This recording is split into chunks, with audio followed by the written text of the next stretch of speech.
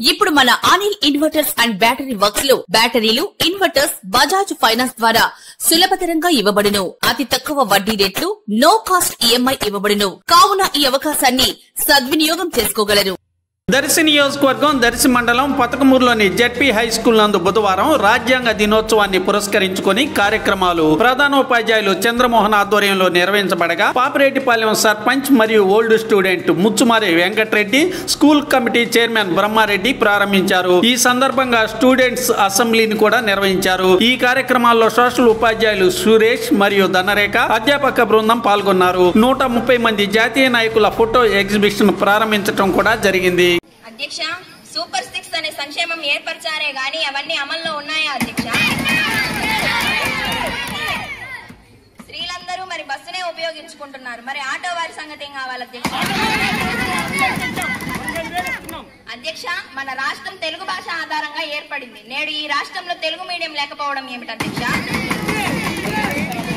అధ్యక్ష, ఏదన్నా మాట్లాడితే ప్రజా పంపిణీ వ్యవస్థ అని అంటున్నారు, మరి ప్రజలకు అవన్నీ అందుతున్నాయా అధ్యక్ష? అధ్యక్ష, ఈ సంవత్సరం కరువు వల్ల చాలా మంది రైతులు ఆత్మహత్య చేసుకున్నారు అధ్యక్ష. వ్యవసాయం అంటే ఏమి తెలియదు అన్నట్టుగా కూర్చుంటే ఎలా అధ్యక్ష? సభను ఉద్దేశించి ముఖ్యమంత్రి గారు మాట్లాడతారు.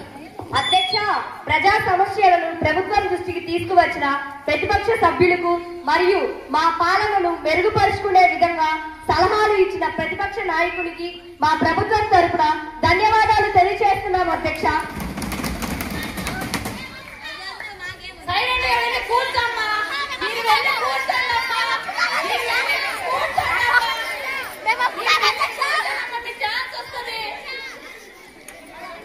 వాస్తవానికి ఈ సమస్యల పరిష్కారానికి మా ప్రభుత్వం నిరంతరం కృషి చేస్తుంది అధ్యక్ష.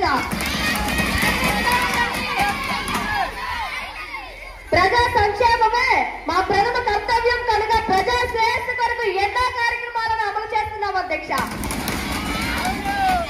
రాష్ట్రాన్ని సాంకేతికంగా ముందుకు తీసుకువెళ్ళడానికి అమరావతిలో క్యాంటీన్ వాడి, విశాఖపట్నంలో